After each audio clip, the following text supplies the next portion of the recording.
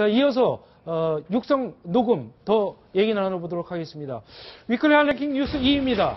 미르 박정희 기념관 쌍둥이 모금. 박 대통령과 최순실 씨가 17년 전 박정희 기념관을 기획할 때도 대기업 모금 방식을 계획한 정황이 포착됐습니다. 한번 녹취록 들어보시죠. 신분 때 심술단으로 모였을 때에 효과가 있다. 저희부에서는 그쪽은 어떠세요? 정대한 씨가 그 연구조치도 제가 어디 있어요? 그대회장님.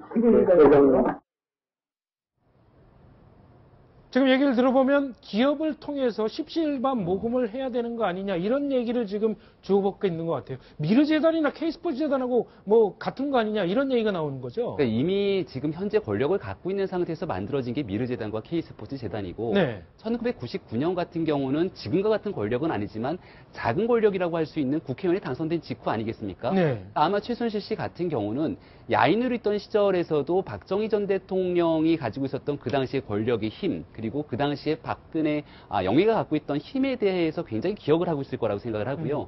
최태민 씨가 어마어마한 부를 이루게 된 배경도 사실 그러한 그러니까 박근혜 그 당시 영예를 이용해서 대기업들을 대상으로 한 모금 과정에 손이 댔다라고 하는 부분들을 우리가 충분히 보도돼서 알 수 있는 건데 네. 이 당시 우리가 굉장히 흥미롭게 볼 수 있는 것들은 전두환 씨가 차린 곳은 어디죠? 라고 얘기를 하는 대목입니다. 그러니까 많은 국민들이 그 이례재단에 대해서 이거는 부정적인 이 모금 과정에 대해서 안 좋은 인식을 갖고 있음에도 불구하고 전두환 씨가 차렸던 모델들을 가지고 여기 박정희 대통령에 대한 기념사업회를 재단을 만드는 과정에서도 이렇게 비슷한 형식의 적용을 한다라는 메시지들을 봤을 때 일단 도덕적인 관념에 대해서 과연 이 재단을 바라보는 공익재단의 성격을 이해하고 있는 건지에 대한 생각이 드는 거고 두 번째로는 대기업들은 이렇게 하나의 목적을 가지고 만드는 재단에 돈을 대게 되는 하나의 통로 역할로 충분히 인정을 한 것이 아닌가. 네. 말 그대로 대기업들이 해야 될 자율적인 모금 활동으로 생각을 한 것이 아니라 네. 대기업은 권력을 갖고 있는 사람 입장에서 돈을 내라고 하면 자연스럽게 낼 수밖에 없는 권력 구조로 행사한 것이 아닌가라는 생각이 들고요.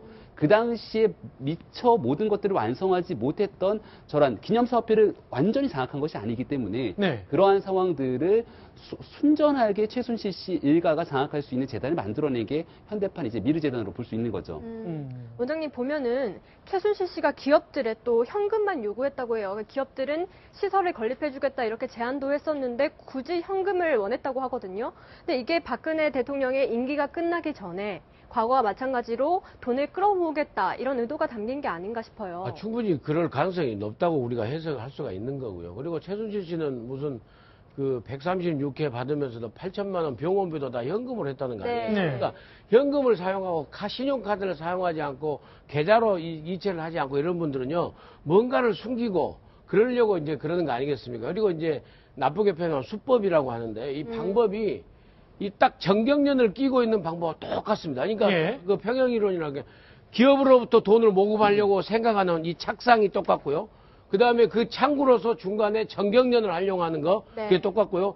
근본적으로 정치 권력을 이용해서 이렇게 또 하려고 하는 방법이 똑같습니다, 지금. 예. 완전 쌍둥이죠. 그러니까 미르재단이나 과거에 했던 이런 재단이나 지금 보면은 박정희 대통령 기념관 또 다른 뭐 이례재단 이런 걸 다 공부를 하면서 결국 이번에 미르재단도 정경련을 통해서 대기업을 정치 권력을 이용해서 우회적인 압박을 통해서 모금을 이렇게 예. 강제하다시피 하는 그런 방법이 똑같다. 그리고 이분들이요.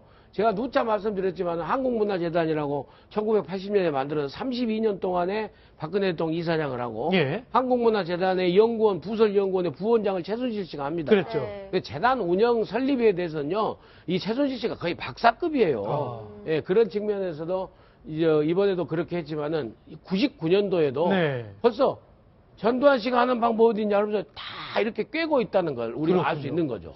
그래서 그럴까요? 최순실 씨는 박정희 기념관 건립과 관련해 주도 면밀한 모습을 보였습니다. 예산과 관련해서는 관련자들을 다그치기도 했는데요. 한번 들어보시죠. 근데 예산이 애매해요. 이 사람들이 그 어떻게 짠 거야? 그 100억, 200억, 뭐 300억 이렇게 짠 거야. 네, 600억. 그게 얼마 전에 그거 얘기한 사람. 네, 뭐 상당히 예산과 관련해서도 뭐 여러 가지 얘기를 많이 하는데 뭐 예산이건 정경련 모금 과정이건 뭐 상당히 폭넓게 지식을 갖고 있는 것 같기도 그렇죠. 하고. 그런데 저 내용을 사실 처음부터 끝까지 들어보면 네. 처음에는 약간 착각했던 것이 아닌가 싶어요. 그러니까 최순실 씨와 박근혜 대통령이 왜냐하면 처음에는 왜 십시일반 얘기도 나오지만 네. 원래 일반인 모금을 좀 많이 네, 하려고 네. 했던 것 그랬죠. 같아요. 여러 사람들한테. 그러니까 본인들은 이제 자 박정희 대통령이 우리나라 산업화의 기틀을 세웠으니까 만약에 박정희 대통령이 기념관 또는 도서관 이런 걸 만든다고 하면 여기저기서 성금이 답지할 거야 이렇게 생각을 한 것 같아요. 네. 그래서 이제 사실은 그 당초에 약정했던 게 500억을 모금하기로 했던 거 아닙니까? 저 일반인으로부터. 그리고 정부가 거기에 200억 이상을 대기로 했던 거거든요. 그런데 실제 이게 그 김대중 정부 때 아닙니까? 예. 김대중 정부 때니까 전부 다 눈치를 보고 안 내는 거예요. 그래서 일반인 모금이 거의 안 됐어요. 네. 거의 안 되는 바람에 그러다가 이제 노무현 정부가 딱 들어서니까 일반인 모금이 더 안 되는 거예요. 더 안 되니까 2005년에 이 모금액이 정말 부실하죠. 당초 목표에 미달하니까 행정자치부에서 당시에 그러니까 국고보조금 주기로 했던 거를 중간에 끊어버립니다. 예. 그래서 그게 이제 소송이 됐잖아요. 그래서 이게 나중에 저 정경련이나 또는 기업들에서 돈을 내게 된 계기는 결국은 박근혜 대통령이 이명박 정부 시절에 차기 대통령이 거의 윤곽이 드러날 때쯤 돼서 그렇죠. 기업들이 돈을 내기 돈이 시작합니다. 내기 그러니까 시작하는군요. 보세요. 자, 미르재단과 K스포츠 재단도 결국은 대통령이라는 배경이 없었으면 돈을 안 낸다는 얘기예요, 기업이. 이것도 박근혜 대통령이 국회의원일 때는 돈들을 안 내잖아요. 그리고 네. 저 청와대가 뭔가 이게 명확하지가 않으니까 여기 박정희, 왜냐면 김대중 노무현 정부는 말은 뭐 박정희 대통령이 기념관을 지어준다고 했지만 거기에 돈 내는 거를 별로 탐탁지 않아 할 거 아니에요. 예. 그러니까 눈치를 보다가 계속 안 내고 이명박 정부 들어서 박근혜 대통령이 차기 대통령으로 거의 부상하니까 그때 기업들이 뭉칫돈을 냈단 말이죠. 그렇죠. 그런 걸 보면 미르 케이스포츠나 이 모금 과정을 보면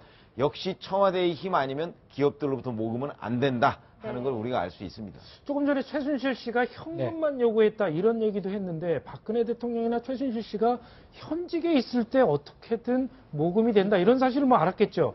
해서 롯데에 박근혜 대통령이 75억이라는 구체적인 금액을 요구를 했다. 뭐 이런 얘기도 오늘 아침에 나왔어요. 안종범 전 수석 그 수첩에 기재된 내용입니다. 네. 그러니까 박근혜 대통령이 직접적으로 현금을 요구했고 롯데도 그렇고요. 뭐 부영 같은 경우도 마찬가지고 SK도 마찬가지고 뭐 그런 경우가 현금을 요구했다라는 건 사실은 건설회사나 이렇다면 현금보다는 지어주는 방향으로 갈 수도 있고 그렇게 기부도 가능한데 굳이 현금을 요구했고 대통령이 지시를 했다면 이거를 만들어가지고 예. 나쁘게 또 이용할 수 있는 여지가 아주 크기 때문에 그 부분도 좀 조사가 필요한 부분으로 보입니다. 그렇군요. 자, 저희 채널A가 입수한 박근혜 대통령과 최순실 씨의 육성 대화록 참 들어보면 들어볼수록 기가 막힌 내용들이 아닐 수 없습니다.